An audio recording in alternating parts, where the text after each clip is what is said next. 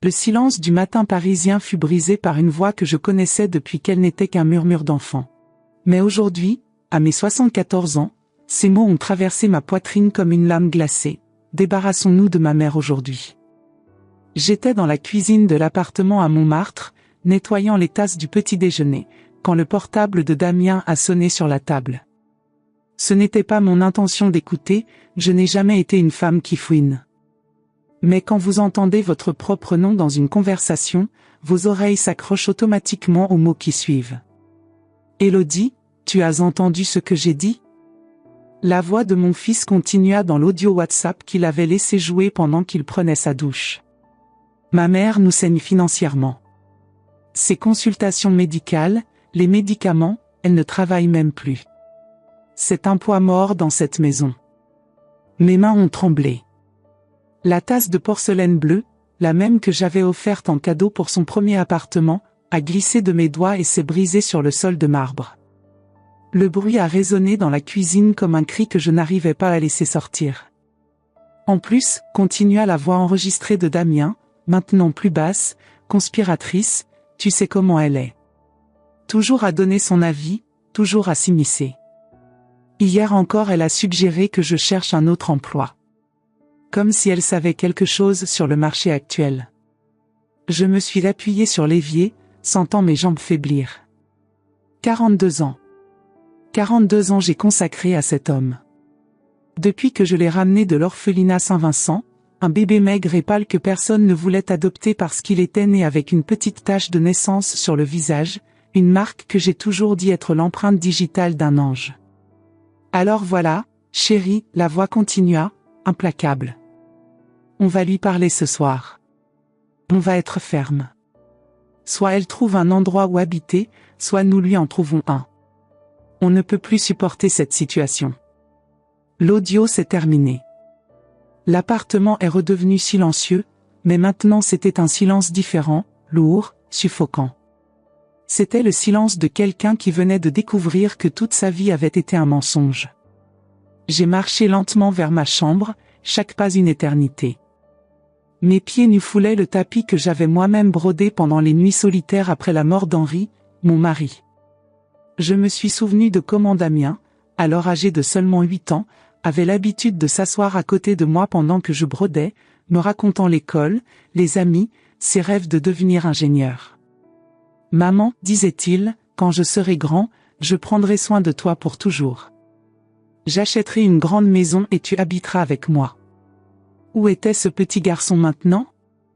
Dans ma poitrine, quelque chose s'est brisé définitivement. Pas avec fracas, mais avec le silence résigné d'un cœur qui avait trop donné, trop aimé, trop espéré. Je me suis assise au bord de mon lit, regardant mes mains ridées, ces mêmes mains qu'il avait nourries à la cuillère quand il était bébé, qui avaient soigné ses genoux écorchés, qui avaient applaudi à chacune de ses réussites. Les larmes ne venaient pas. Il n'y avait que cette douleur sourde, profonde, qui s'installait dans mes os comme un froid d'hiver qu'aucun radiateur ne pourrait chasser. J'ai ouvert l'armoire ancienne en chêne, la même qui avait appartenu à ma grand-mère.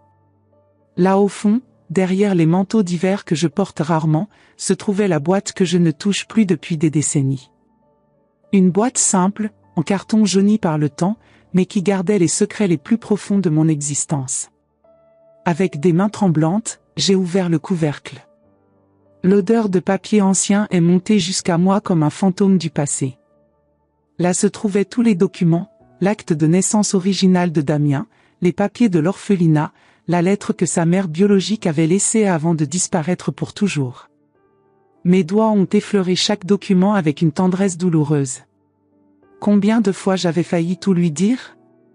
Combien de nuits j'avais hésité, la vérité au bord des lèvres, avant de décider que l'amour serait suffisant? J'ai pris l'acte de naissance. Damien Laurent Dubois. C'était son vrai nom. Il était né dans une maternité publique de Belleville, fils d'une jeune fille de seulement 17 ans qui n'avait pas les moyens de l'élever. Quand je l'ai adopté, il a pris le nom de Damien Moreau, mon nom de famille, ma vie. La lettre de la mère biologique était jaunâtre, mais les mots étaient encore lisibles. S'il vous plaît, prenez bien soin de mon bébé. Je l'aime plus que tout, mais je ne peux pas lui donner la vie qu'il mérite.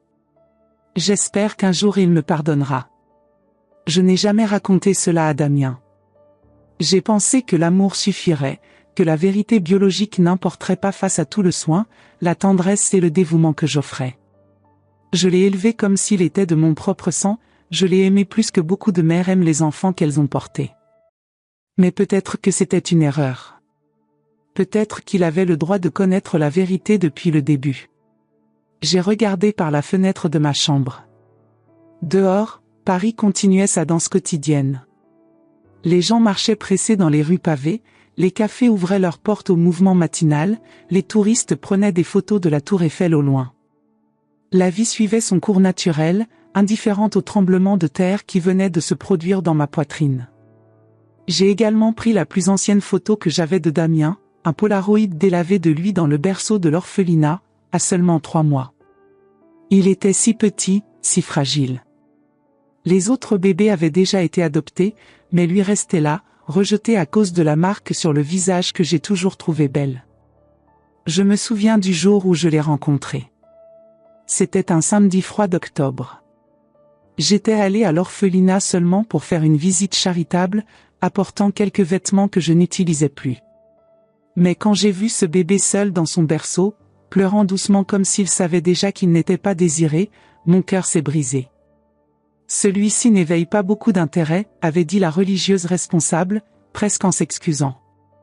La marque sur le visage repousse les familles. Tout le monde veut des bébés parfaits. Il est parfait, avais-je répondu sans réfléchir. Et c'était vrai. Pour moi, il était absolument parfait. 3 semaines plus tard, je l'emmenai à la maison. Henri avait été surpris par ma décision soudaine, mais m'avait complètement soutenu. Si c'est ce que tu veux, mon amour, alors c'est ce que nous allons faire. Nous allons donner à ce petit garçon tout l'amour qu'il mérite. Et c'est exactement ce que nous avons fait. Pendant 8 ans, nous avons été une famille complète. Damien a grandi entouré d'amour, de soins et d'opportunités. Mais ensuite Henri est mort dans un accident de la circulation, et tout a changé. Soudain, c'était juste Damien et moi contre le monde. J'ai travaillé en double service comme secrétaire pour payer ses études dans une école privée. J'ai renoncé à tout, vêtements neufs, vacances, même à certains médicaments dont j'avais besoin, pour garantir qu'il ait tout ce qu'il désirait. Les souvenirs défilaient dans ma tête comme un film en accéléré. Damien a 6 ans, perdant sa première dent et glissant la petite perle blanche sous son oreiller avec une foi absolue en la petite souris. Damien a 10 ans, fier de me montrer ses bonnes notes, ses yeux brillants d'espoir et d'innocence. Damien adolescent, traversant ses premières peines de cœur tandis que je lui préparais du chocolat chaud et l'écoutais pendant des heures. Où s'étaient perdus ces moments de complicité? Quand avions-nous cessé d'être une équipe pour devenir cela? Quand il a rencontré Élodie à l'université, j'ai été sincèrement heureuse. Elle semblait être une jeune fille douce, éduquée, de bonne famille. Au moment des fiançailles, ils m'ont demandé de vivre avec eux, temporairement, pendant qu'ils économisaient de l'argent pour acheter un appartement plus grand. Cela faisait 5 ans. Au début, tout semblait harmonieux. J'aidais avec les tâches ménagères, je cuisinais, j'organisais la maison. Ils travaillaient pendant la journée et je m'assurais que tout soit parfait quand ils rentraient. Je pensais être utile, que je contribuais à leur bonheur. Mais ces derniers mois, j'avais commencé à percevoir des changements subtils. Les sourires d'Élodie étaient devenus forcés. Damien avait commencé à éviter les conversations avec moi, ne répondant que par monosyllabes. Parfois je les entendais parler doucement dans la chambre, s'arrêtant brusquement quand je m'approchais. Maintenant je comprenais pourquoi. J'ai fermé la boîte lentement, mais j'ai gardé les documents et la photo dans mes mains. Un calme étrange s'est emparé de moi, ce n'était pas de la résignation, mais plutôt une clarté cristalline sur ce que je devais faire. Je me suis levée et j'ai marché vers le miroir de ma coiffeuse. L'image qui me regardait était celle d'une femme de 74 ans, fatiguée, aux cheveux gris toujours tirés en chignon strict, aux vêtements ternes et pratiques. Quand avais-je cessé de me regarder vraiment? Quand avais-je commencé à n'exister que comme la mère de Damien? Avec une détermination que je ne me connaissais plus, j'ai détaché mes cheveux. Ils sont tombés sur mes épaules, plus longs que je ne m'en souvenais, encadrant mon visage d'une façon qui me rajeunissait de 10 ans. Dans le miroir, j'ai entrevu la femme que j'avais été avant de me perdre dans le rôle de mère parfaite. J'ai marché vers le salon. L'appartement était petit mais confortable, décoré avec des meubles que j'avais choisis au fil des années. Sur le mur, des photos de famille me souriaient, Damien diplômé de l'université, son mariage avec Élodie, des moments heureux qui semblaient maintenant appartenir à une autre vie. J'ai posé les documents sur la table basse en verre, bien au milieu, où il serait impossible de ne pas les voir. L'acte de naissance par-dessus, puis les papiers de l'orphelinat, et enfin la photo de lui encore bébé, petit et rejeté. Je n'ai écrit aucune lettre. Je n'ai laissé aucun mot d'explication. Les documents parlaient d'eux-mêmes, ils racontaient une histoire que Damien n'avait jamais su, une vérité que j'avais gardée pendant 42 ans. Avant de partir, j'ai fait le tour de l'appartement une dernière fois. Dans la cuisine, j'ai rangé les derniers ustensiles, essuyé le comptoir, des gestes automatiques que j'avais répétés des milliers de fois. Dans le salon, j'ai redressé les coussins du canapé, éteint les lumières.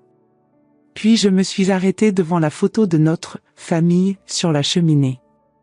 Damien, Élodie et moi lors de leur premier anniversaire de mariage.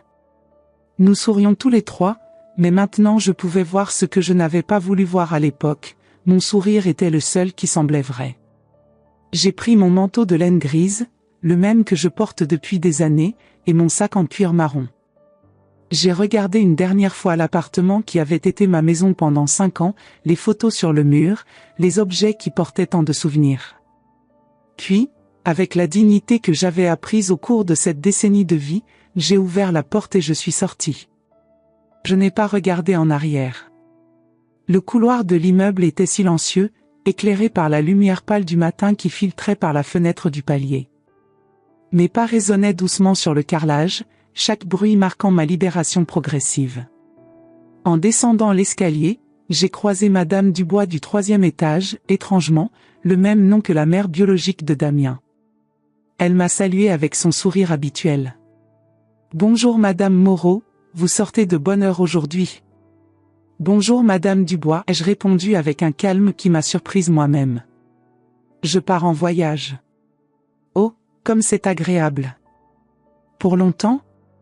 J'ai marqué une pause, réalisant la vérité de ma réponse avant même de la prononcer. « Pour toujours, je crois. » Vous voulez savoir ce qui s'est passé quand Damien a trouvé ces documents? Ce qu'il a ressenti en découvrant la vérité que j'avais gardée pendant toute une vie? Et surtout, vous voulez savoir où je suis allé et ce que j'ai fait après avoir quitté cette maison? Je vous garantis une chose, ce que vous allez découvrir dans les prochains chapitres va vous laisser sans voix. Parce que cette histoire ne fait que commencer, et ce qui arrive maintenant va toucher chaque fibre de votre cœur. Ne vous arrêtez pas maintenant, vous devez savoir comment tout cela se termine. Je suis rentré à la maison 3 heures plus tard. Je n'étais pas allé loin, j'avais juste marché dans les rues familières de Montmartre, je m'étais assise sur le banc de la place du Tertre où j'avais l'habitude d'emmener Damien quand il était petit pour voir les artistes peindre, j'avais pris un café au bistrot du coin où le serveur me connaît depuis des années. Mais surtout, j'avais réfléchi.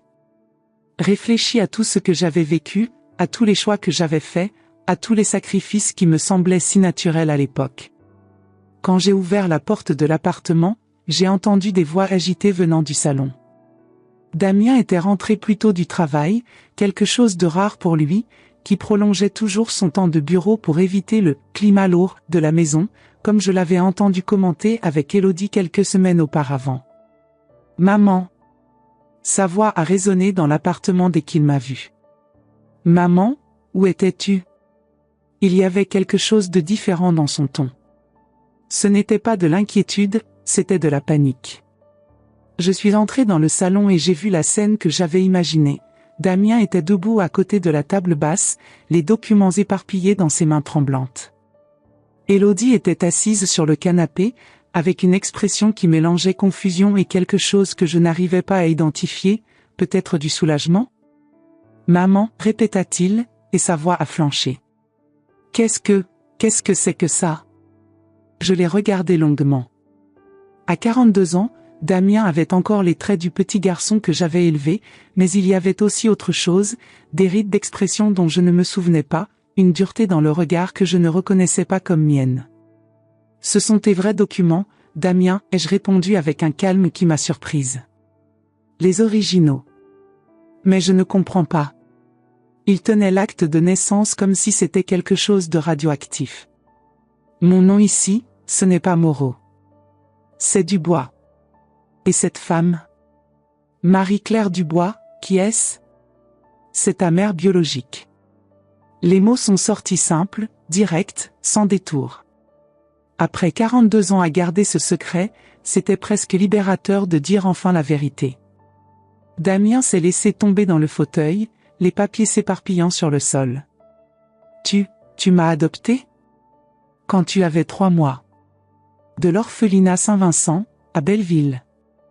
Pourquoi tu ne me l'as jamais dit? Sa voix était presque un murmure.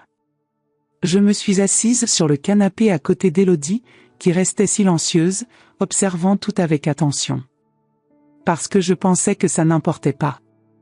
Parce que je t'ai aimé dès le premier instant où je t'ai vu, et cet amour était réel, aussi réel que celui de n'importe quelle mère biologique.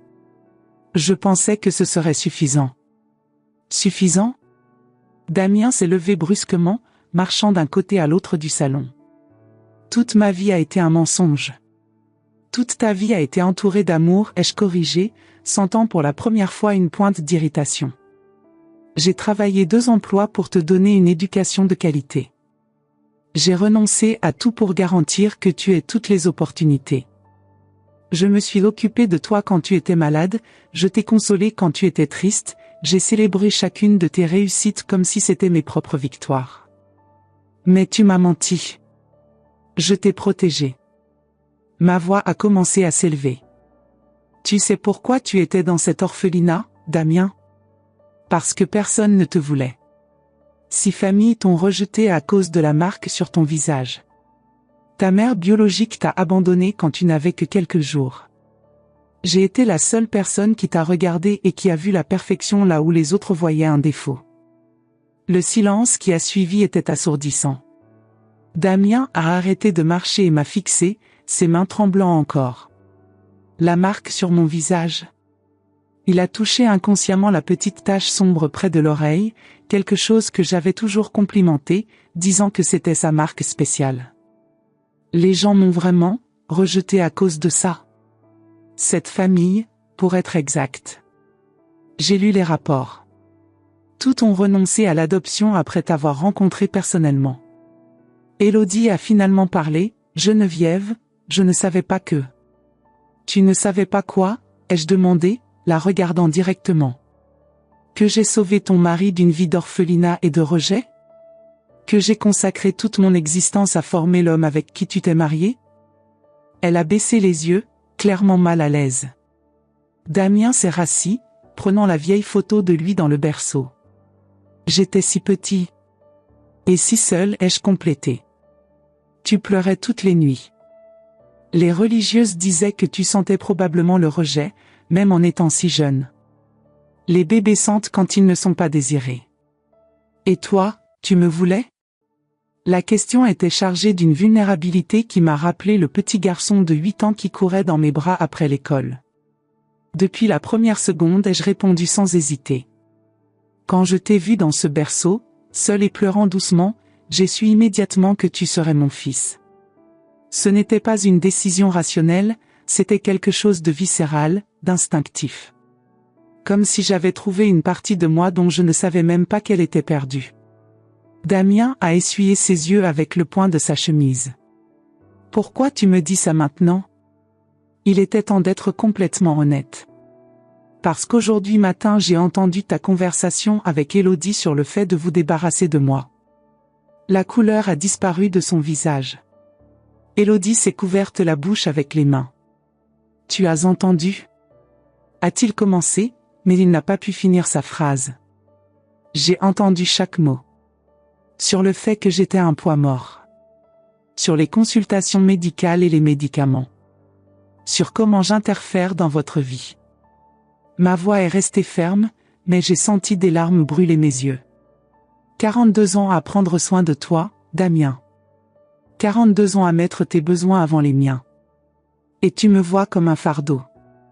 Maman, je ne suis pas ta mère, ai-je interrompu, et les mots sont sortis plus durs que je ne l'avais voulu. Ta mère, c'est Marie-Claire Dubois. Moi, je ne suis que la femme qui t'a élevée. Le silence est revenu planer sur nous. Damien regardait ses propres mains, incapable de me regarder. Élodie restait immobile, comme si elle craignait que n'importe quel mouvement puisse empirer la situation. « Où es-tu allé aujourd'hui ?» a demandé Élodie doucement. « J'ai marché. J'ai pensé à tout ce que j'ai vécu toutes ces années. Je me suis souvenu de chaque sacrifice que j'ai fait en pensant que ça valait la peine, de chaque moment heureux que nous avons partagé. Je me suis levé du canapé et j'ai marché vers la fenêtre, regardant les rues de Paris en bas. J'ai aussi pensé à ce que je vais faire maintenant. Qu'est-ce que tu veux dire ? Damien a finalement levé les yeux. Je me suis retourné pour le regarder. Tu voulais te débarrasser de moi, n'est-ce pas ?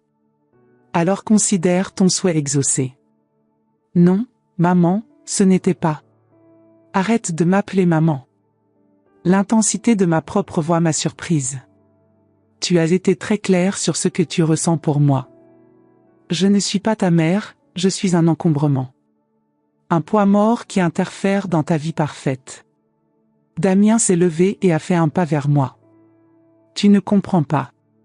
J'étais juste, nous étions justes, c'était juste une conversation entre époux. Une conversation où vous avez planifié de vous débarrasser de moi.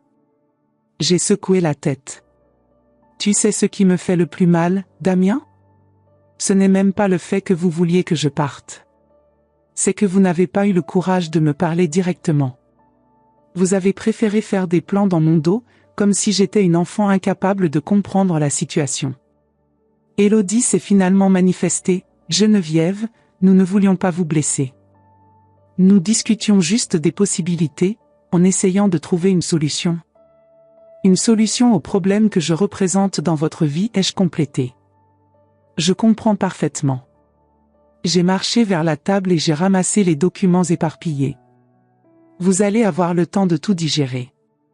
De comprendre ce que signifient ces papiers. De comprendre que l'homme que vous connaissez comme Damien Moreau est en réalité Damien Dubois, un petit garçon rejeté que j'ai transformé en l'homme qu'il est aujourd'hui. Maman, s'il te plaît. Geneviève, ai-je corrigé fermement. Je m'appelle Geneviève. Et demain matin je vais quitter cette maison définitivement. La déclaration est tombée sur eux comme une bombe. Damien a fait un pas en avant, tendant la main comme s'il voulait me retenir. Ça ne doit pas se passer comme ça, a-t-il dit, la voix se brisant. On peut parler, on peut trouver une solution. La solution a déjà été trouvée. Par vous. J'ai remis les documents dans la boîte. Vous vouliez vous débarrasser de moi, et je facilite le processus. Où vas-tu aller ? A demandé Élodie, et pour la première fois j'ai perçu une vraie inquiétude dans sa voix. Ce n'est plus votre problème. J'ai marché vers ma chambre, mais je me suis arrêté à la porte et je me suis retourné une dernière fois. Damien, il y a quelque chose que tu dois savoir sur ta mère biologique. Il m'a regardé avec une attention totale. Elle ne t'a pas abandonné parce qu'elle ne t'aimait pas. Elle n'avait que 17 ans, elle était seule, sans famille, sans argent. Elle a écrit une lettre disant qu'elle t'aimait plus que tout, mais qu'elle voulait que tu aies une vie meilleure que celle qu'elle pouvait t'offrir. J'ai marqué une pause, sentant le poids des mots. Elle t'a donné en adoption par amour. Tout comme je t'ai élevé par amour. La différence, c'est qu'elle a su quand s'arrêter. Je suis entré dans ma chambre et j'ai fermé la porte doucement. De l'autre côté, j'ai entendu des voix étouffées, Damien et Élodie conversant en ton bas et urgent. Mais je ne me suis plus soucié d'écouter. Il était temps de faire mes bagages et de planifier ma nouvelle vie. Une vie sans lui. Le lendemain matin, je me suis réveillé avant le lever du soleil. J'avais peu dormi, mais je me sentais étrangement reposé, comme si un poids énorme avait été retiré de mes épaules. J'ai fait mes bagages en silence, ne choisissant que l'essentiel, quelques vêtements, mes médicaments, les documents importants et quelques photos anciennes, mais aucune de Damien. Chaque objet que je rangeais dans la valise représentait un morceau de la femme que j'étais avant de devenir simplement la mère de Damien. Il était 6 heures du matin quand j'ai terminé. J'ai entendu des mouvements dans la cuisine, probablement Élodie préparant le café. Damien a toujours été du genre à se lever tard les week-ends. J'ai porté ma valise jusqu'au salon. Élodie était effectivement dans la cuisine, encore en peignoir, remuant distraitement une tasse de café. Quand elle m'a vu, ses yeux se sont écarquillés. « Geneviève, vous allez vraiment ? » « Je pars. » J'ai laissé la valise près de la porte et je me suis dirigé vers la cuisine. « Je peux prendre un café avant de sortir ? » Elle a hoché la tête rapidement, me servant une tasse. Nous avons bu en silence pendant quelques minutes, le malaise palpable entre nous. « Il n'a pas dormi », a-t-elle dit finalement. Il est resté éveillé toute la nuit, regardant les documents, lisant et relisant cette lettre. Et vous ? Comment vous sentez-vous en connaissant la vérité ? Élodie a soupiré profondément. Confuse. Coupable. Et soulagée, d'une certaine façon. Soulagée ? Parce que maintenant je comprends beaucoup de choses.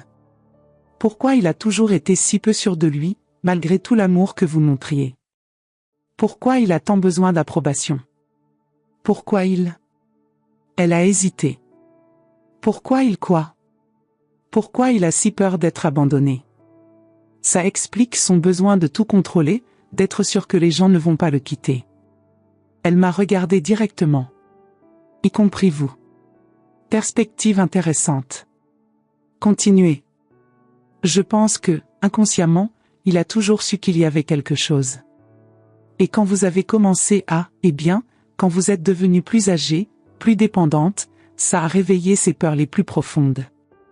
La peur d'être rejetée à nouveau. Alors il a décidé de rejeter en premier. Peut-être. Nous avons terminé le café en silence.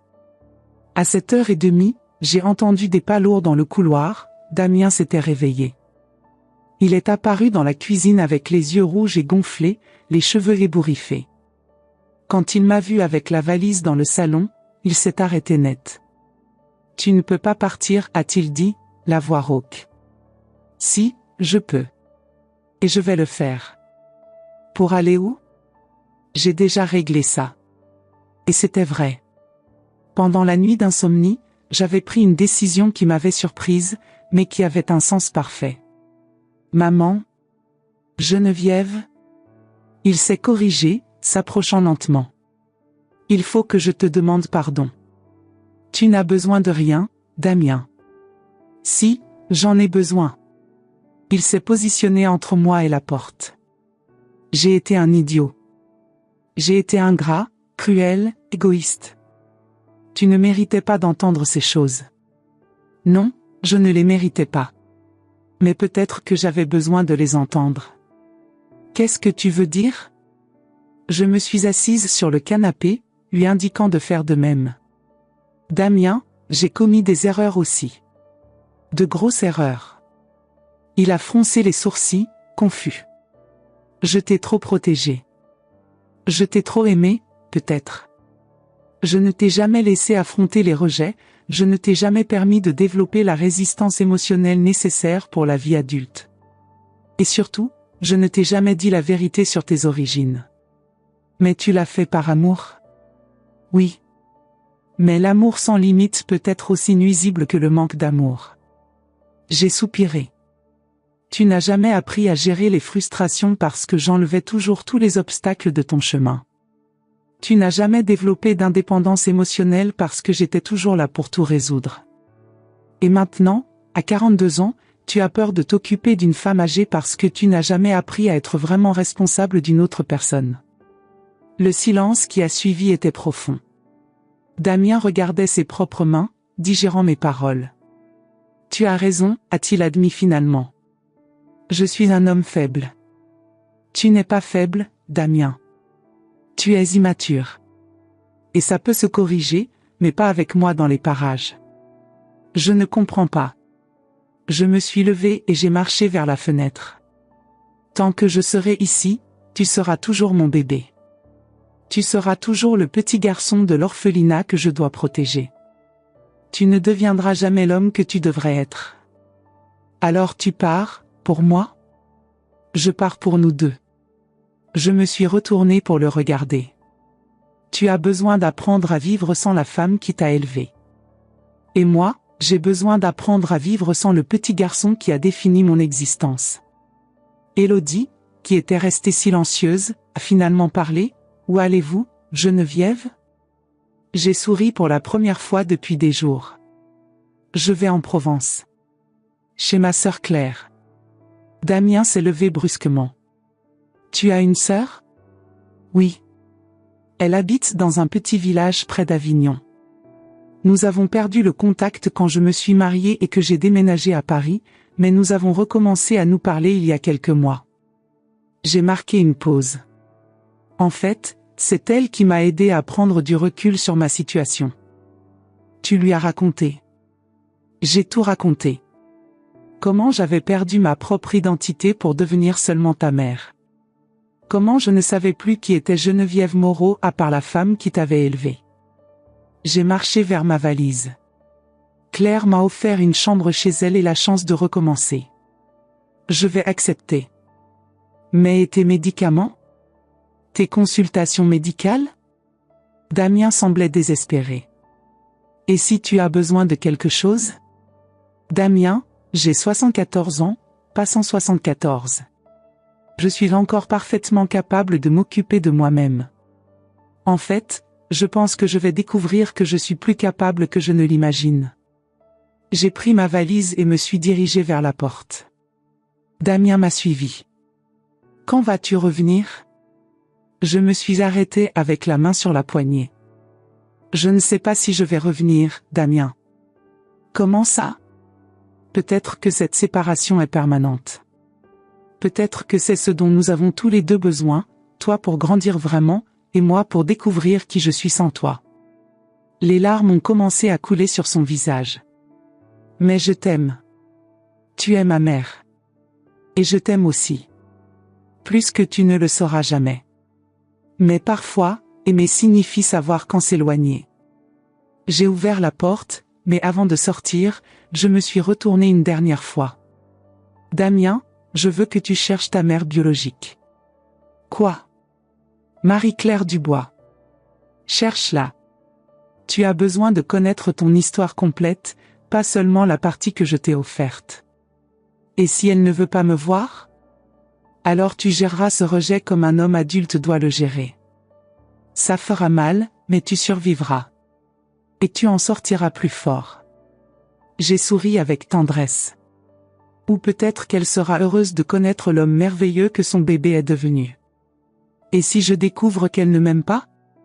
Alors tu seras sûr qu'au moins une personne dans ce monde t'a aimé inconditionnellement pendant 42 ans. Et ce n'est pas rien. Je suis sortie de l'appartement et j'ai fermé la porte doucement. J'ai entendu des sanglots de l'autre côté, mais je ne suis pas revenue. Chaque pas que j'ai fait dans le couloir était un pas vers ma nouvelle vie. Le train pour Avignon partait à 10 heures du matin. J'avais assez de temps pour arriver à la gare, acheter mon billet et commencer le voyage le plus important des 42 dernières années, le voyage de retour vers moi-même. En descendant les escaliers de l'immeuble, j'ai senti une légèreté que je n'avais pas ressentie depuis des décennies. Mes pas résonnaient différemment, plus assurés, plus déterminés. À chaque marche, je laissais derrière moi un morceau de l'ancienne Geneviève, celle qui existait uniquement pour les autres. La rue matinale de Montmartre s'étendait devant moi comme une promesse. Les premiers rayons de soleil perçaient entre les immeubles haussmanniens, projetant des ombres dorées sur les pavés. Les commerçants ouvraient leurs boutiques, le boulanger arrangeait ses croissants en vitrine, la fleuriste disposait ses bouquets sur le trottoir. J'ai pris le métro à Pigalle, ma valise à la main, regardant défiler les stations que je connaissais par cœur.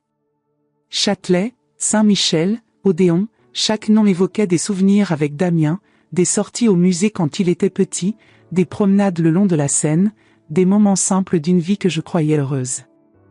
Mais maintenant, Assise dans ce wagon qui m'emmenait vers la gare de Lyon, je réalisais que cette vie n'était pas vraiment la mienne. J'avais été une actrice jouant le rôle de la mère parfaite, oubliant que j'étais aussi une femme avec ses propres rêves, ses propres désirs. À la gare, j'ai acheté mon billet pour Avignon. Le guichetier, un homme d'une 50aine d'années aux yeux fatigués, m'a souri. « Voyage d'agrément, madame ?» « Voyage de libération », ai-je répondu spontanément. Il a ri, pensant que je plaisantais. Si seulement il savait. Dans le TGV, installé près de la fenêtre, j'ai regardé Paris s'éloigner progressivement. Les banlieues défilaient, puis les champs, les petites villes. Chaque kilomètre me séparait de ma vie d'avant et m'approchait de quelque chose de nouveau, d'inconnu, d'excitant. J'ai sorti le livre que j'avais acheté à la gare, un roman que j'avais voulu lire depuis des années mais que je n'avais jamais eu le temps d'ouvrir. Pour la première fois depuis des décennies, j'avais du temps.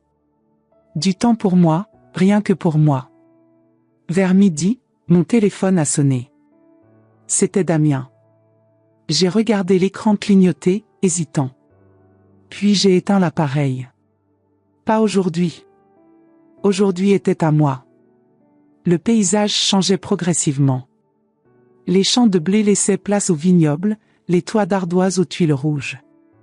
L'air même semblait différent quand le train s'est arrêté en gare d'Avignon, plus chaud, parfumé par les herbes de Provence. Claire m'attendait sur le quai. À 72 ans, ma sœur avait gardé cette élégance naturelle que je lui avais toujours enviée. Ses cheveux gris étaient coupés au carré, elle portait une robe bleue simple mais raffinée, et ses yeux pétillaient de cette joie de vivre que j'avais perdue en chemin. Geneviève. Elle m'a prise dans ses bras avec une chaleur que j'avais oubliée. Tu es enfin libre. Je suis enfin libre, ai-je répété, et ces mots avaient un goût de vérité que je n'avais pas savouré depuis longtemps. Le trajet jusqu'à son village a duré une demi-heure à travers des paysages à couper le souffle. Des champs de lavande s'étendaient à perte de vue, ponctués de cyprès dressés vers le ciel comme des exclamations de bonheur.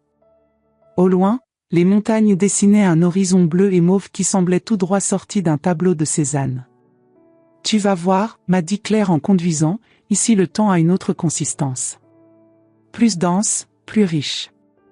Chaque moment compte vraiment. » Sa maison était exactement comme je l'avais imaginé, une ancienne bergerie en pierre restaurée avec goût, entourée d'un jardin sauvage où poussaient des roses trémières, de la lavande et des oliviers centenaires. À l'intérieur, les poutres apparentes et les tomates donnaient une atmosphère chaleureuse et authentique. « Ta chambre est là-haut », m'a-t-elle indiqué. Elle donne sur les champs. Tu vas voir, le lever de soleil est magique.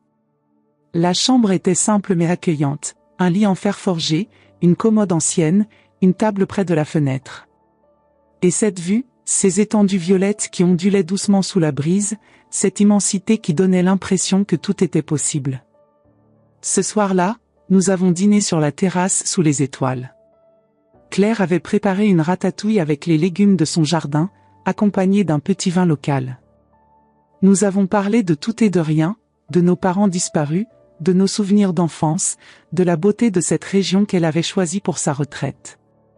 Geneviève, m'a-t-elle dit alors que nous terminions le repas, tu as passé tellement de temps à être mère que tu as oublié d'être femme. Et elle avait raison. Complètement raison.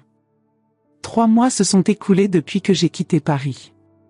3 mois à vivre chez Claire, dans un petit village de pierre où le temps semble se mouvoir différemment, plus lentement, plus tendrement. La maison est petite mais accueillante, avec des fenêtres qui s'ouvrent sur des champs de lavande qui s'étendent à perte de vue. Claire, à 72 ans, est tout ce que j'avais oublié d'être, indépendante, curieuse, passionnée par la vie. Elle ne s'est jamais mariée, n'a jamais eu d'enfant, mais elle a construit une existence riche et épanouie. Geneviève, m'a-t-elle dit le premier jour, tu as passé tellement de temps à être mère que tu as oublié d'être femme. Et elle avait raison. Les premiers jours, je me sentais perdue. Je me réveillais tôt, comme je l'avais toujours fait pour préparer le petit déjeuner de Damien, mais il n'y avait personne dont il fallait s'occuper. Je restais à marcher dans la maison sans but, attendant que quelqu'un ait besoin de moi. Mais lentement, quelque chose a commencé à changer. J'ai commencé à dormir plus tard, quelque chose que je n'avais pas fait depuis des décennies. J'ai pris l'habitude de prendre le petit déjeuner sur la terrasse, lisant des livres que j'avais abandonnés des années auparavant. J'ai redécouvert le plaisir de cuisiner pour moi-même, expérimentant des recettes que j'avais toujours voulu essayer mais que je n'avais jamais eu le temps de faire. Claire m'a présenté aux femmes du village. Madame Rousseau, qui donne des cours de peinture. Madame Dubois, curieusement, le même nom de famille que la mère biologique de Damien, qui enseigne la broderie. Madame Martin, qui tient une petite bibliothèque où nous nous retrouvons tous les jeudis pour discuter de livres. Oui, j'ai recommencé à lire. Voracement. Comme si je rattrapais des décennies de mots perdus. Et pour la première fois en 42 ans, personne n'avait besoin de moi de façon urgente. Personne ne dépendait de moi pour survivre. Cette liberté, qui m'avait d'abord effrayée, est progressivement devenue enivrante. Les matins en Provence ont une qualité particulière. Le soleil se lève lentement derrière les collines, teignant les champs de lavande d'un violet doré qui semble irréel. Je prenais mon café sur la terrasse, écoutant le chant des cigales et le bruissement du mistral dans les cyprès. Ces moments de silence n'étaient plus vides, il était plein de possibilités. J'ai recommencé à peindre, quelque chose que j'avais abandonné quand Damien était petit et que mes journées étaient entièrement consacrées à ses besoins. Mes premières toiles étaient maladroites, hésitantes, mais petit à petit, mes mains ont retrouvé leur assurance. Je peignais les paysages qui m'entouraient, mais aussi des souvenirs, des émotions que je n'avais jamais eu le temps d'explorer. Madame Rousseau, une ancienne institutrice aux yeux malicieux, m'encourageait. « Geneviève, vous avez du talent. Vos couleurs racontent des histoires. » J'ai aussi appris à conduire à nouveau. Cela peut paraître anodin, mais pendant des années, c'était toujours Damien qui prenait le volant quand nous sortions ensemble. « Maman, laisse-moi faire, disait-il. Et moi, j'acceptais, trouvant cela naturel qu'il prenne soin de moi. Mais ici, avec la vieille 2CV de Claire, j'ai redécouvert le plaisir de l'indépendance. Rouler sur les petites routes de campagne, m'arrêter où je voulais, quand je voulais, sans avoir à rendre de compte à personne. C'est lors d'une de ces matinées de jeudi, pendant notre rencontre littéraire, que j'ai reçu le premier appel de Damien. « Allô ?» J'ai répondu avec une certaine hésitation. Je m'étais procuré un nouveau portable, avec un numéro que peu de gens connaissaient. « Maman ? Geneviève ?» Sa voix est arrivée tremblante à travers la ligne. « Damien. Comment as-tu eu ce numéro ? » J'ai appelé tous les Moreau de Provence jusqu'à trouver Claire. Il y a eu une pause. « Comment vas-tu ? » Je vais bien. Très bien, en fait. Tu sembles différente. Ta voix est différente. Et elle l'était vraiment. Plus ferme, plus assurée. La voix d'une femme qui avait redécouvert sa propre force. « Damien, pourquoi appelles-tu ? » Je l'ai cherché. Marie-Claire. Mon cœur s'est emballé.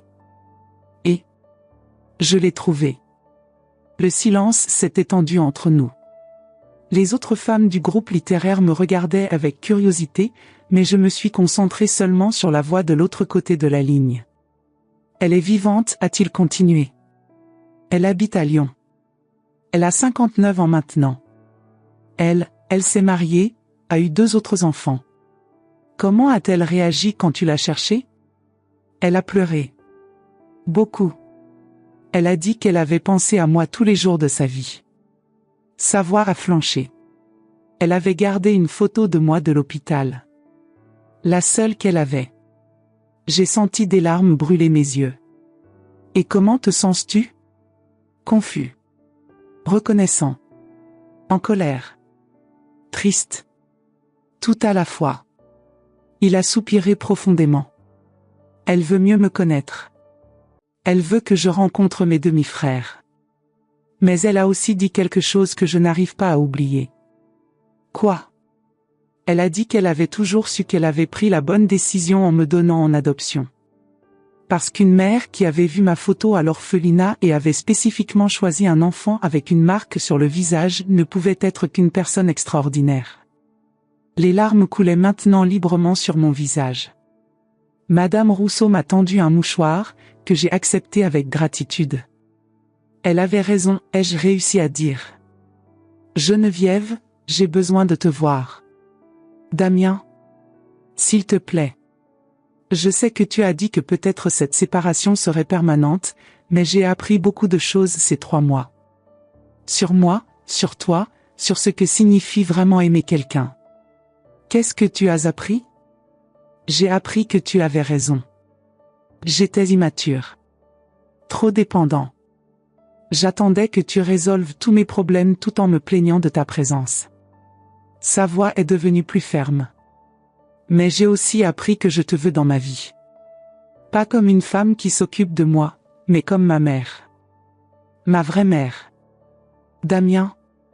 Laisse-moi finir, s'il te plaît. Je sais que Marie-Claire m'a donné naissance, et je lui en suis reconnaissant. Mais toi, tu m'as donné tout le reste. Tu m'as donné l'amour, l'éducation, les valeurs, les rêves. Tu m'as donné une vie.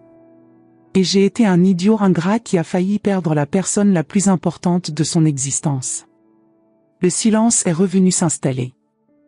J'ai regardé par la fenêtre de la bibliothèque vers les champs de lavande qui se balançaient doucement au vent. 3 mois auparavant, cet appel m'aurait fait prendre le premier train de retour pour Paris. Mais maintenant, j'étais une femme différente. Où veux-tu qu'on se rencontre, ai-je finalement demandé. Tu accepterais de venir à Lyon? Marie-Claire veut te connaître.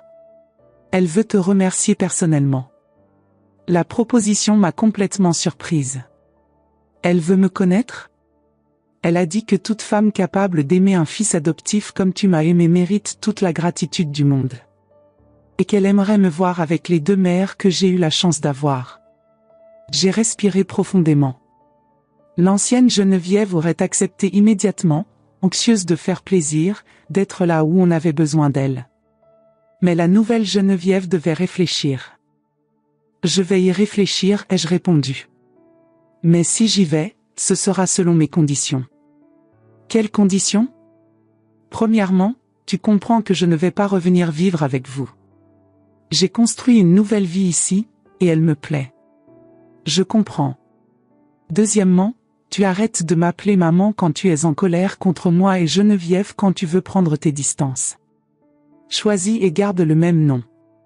Maman, a-t-il dit sans hésiter. Tu es ma mère. Tu l'as toujours été, tu le seras toujours. Troisièmement, si je vais à Lyon, c'est pour connaître Marie-Claire et avoir une conversation d'adulte.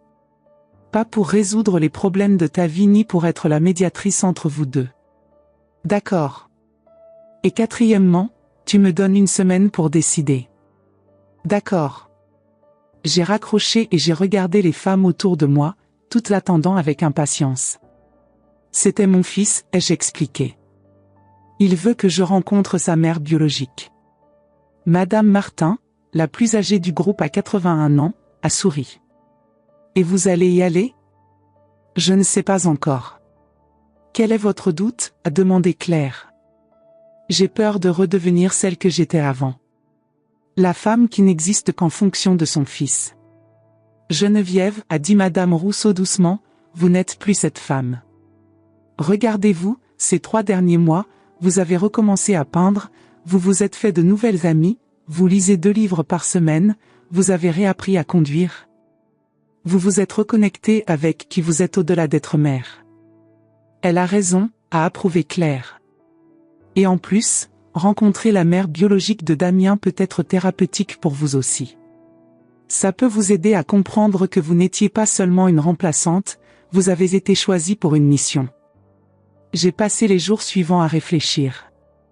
Je marchais dans les champs de lavande, je peignais des aquarelles des montagnes au loin, je préparais de nouvelles recettes. Et graduellement, j'ai trouvé ma réponse. Je voulais connaître Marie-Claire. Pas pour Damien, mais pour moi. Je voulais regarder dans les yeux la femme qui avait pris la décision la plus difficile de sa vie et lui dire qu'elle avait bien choisi. Que son fils avait grandi aimé, éduqué, protégé. Et je voulais aussi qu'elle sache que son acte d'amour avait transformé ma vie également. Qu'en me donnant l'opportunité d'être mère, elle m'avait donné un but, une identité, une raison d'être la meilleure version de moi-même. Le 7e jour, j'ai appelé Damien. Allô? Damien, c'est Geneviève. Maman. Tu as décidé? J'ai décidé. Je vais à Lyon. Mais je veux que tu organises tout avec Marie-Claire. Quand, où, comment? Et je veux que vous veniez tous les deux me chercher ici en Provence. Sérieusement? Tu veux qu'on vienne là-bas? Je veux que vous connaissiez ma nouvelle vie. Je veux que vous voyiez qui je suis devenue loin de Paris. Et je veux que Marie-Claire comprenne que la femme qui t'a élevée n'est plus la même qui habitait dans ton appartement comme un poids mort. Maman, je n'ai jamais dit que tu étais. Si, tu l'as dit, Damien. Et tu avais raison, d'une certaine façon. J'étais devenue ça. Mais je ne le suis plus. 2 semaines plus tard, j'ai vu la voiture s'approcher par la route de terre qui mène à la maison de Claire. Mon cœur a battu fort, mais ce n'était plus le cœur désespéré d'une mère anxieuse. C'était le cœur serein d'une femme qui savait exactement qui elle était et ce qu'elle valait. Damien est sorti de la voiture en premier. Il était différent, plus mince, peut-être, mais surtout plus sérieux. Plus adulte. Ensuite est sortie une femme aux cheveux grisonnants, belle, avec des yeux doux qui m'ont immédiatement rappelé Damien enfant. Marie-Claire. Nous avons marché l'une vers l'autre lentement. Quand nous étions face à face, elle m'a regardé dans les yeux et a simplement dit « Merci ». Et j'ai répondu « Merci à vous ». Nous nous sommes embrassés là, au milieu des champs de lavande, 2 femmes qui avaient aimé le même petit garçon de façon différente, à des moments différents, mais avec la même intensité. Il a bien grandi, a-t-elle chuchoté à mon oreille. Il a grandi aimé, ai-je répondu. Quand nous nous sommes séparés, j'ai vu Damien nous observer avec des larmes dans les yeux. Mais maintenant c'étaient des larmes de gratitude, pas de désespoir. Maman, il s'est approché, mais s'est arrêté à une distance respectueuse. Tu es belle. Différente. Et je l'étais vraiment. Mes cheveux, que j'avais toujours gardés attachés, tombaient maintenant librement sur mes épaules. Je portais une robe fleurie que j'avais achetée au marché du village. Ma peau était dorée par le soleil de Provence. C'est comme ça que je deviens quand je ne suis pas inquiète 24 heures sur 24 pour une autre personne, ai-je dit avec un sourire. Marie-Claire a ri. Elle a une forte personnalité. Je peux voir d'où Damien tient sa détermination. Nous avons passé 3 jours ensemble. Damien et Marie-Claire sont restés logés à l'auberge du village, mais nous passions les journées chez Claire. Nous cuisinions ensemble, nous parlions de tout, le passé, le présent, l'avenir. Marie-Claire m'a raconté les années de regrets, comment elle avait construit une famille mais avait toujours senti qu'il manquait une pièce. Damien a parlé de sa quête d'identité, comment découvrir la vérité sur ses origines avait été à la fois dévastateur et libérateur. Et moi? J'ai parlé du voyage que j'avais fait ces derniers mois. De redécouvrir qui j'étais au-delà d'être mère. D'apprendre que aimer quelqu'un signifie parfois le laisser partir. Le dernier jour, Marie-Claire m'a posé une question à laquelle je ne m'attendais pas. Geneviève, regrettez-vous quelque chose? J'ai réfléchi longuement. Je regrette de ne pas avoir dit la vérité à Damien dès le début. Je regrette d'avoir perdu ma propre identité dans le processus de l'élever. Mais j'ai regardé mon fils, maintenant un homme de 42 ans qui semblait enfin en paix avec lui-même, je ne regrette pas un seul jour que j'ai passé à aimer ce petit garçon. Et vous, lui ai-je demandé. Regrettez-vous de m'avoir donné l'opportunité d'être sa mère? Jamais, a-t-elle répondu sans hésiter. En le regardant maintenant, en voyant l'homme qu'il est devenu, je sais que j'ai pris la bonne décision. Et en vous voyant, je comprends que je ne lui ai pas seulement donné une bonne mère, je vous ai donné un fils merveilleux. Quand est venu le moment des adieux, Damien m'a serré fort dans ses bras. Tu vas rester ici, a-t-il demandé. Pour l'instant, oui. C'est ma maison maintenant. Et nous? Comment ça se passe pour notre relation? Je l'ai regardé avec tout l'amour que je ressentais, mais aussi avec toute la sagesse que j'avais acquise. Nous sommes mère et fils, Damien. Nous le serons toujours. Mais maintenant nous sommes une mère et un fils adulte, indépendants, qui s'aiment sans s'étouffer. Je peux te rendre visite? Tu peux. Et moi je vous rendrai peut-être visite à Paris aussi. Mais comme invitée, pas comme résidente. Je comprends.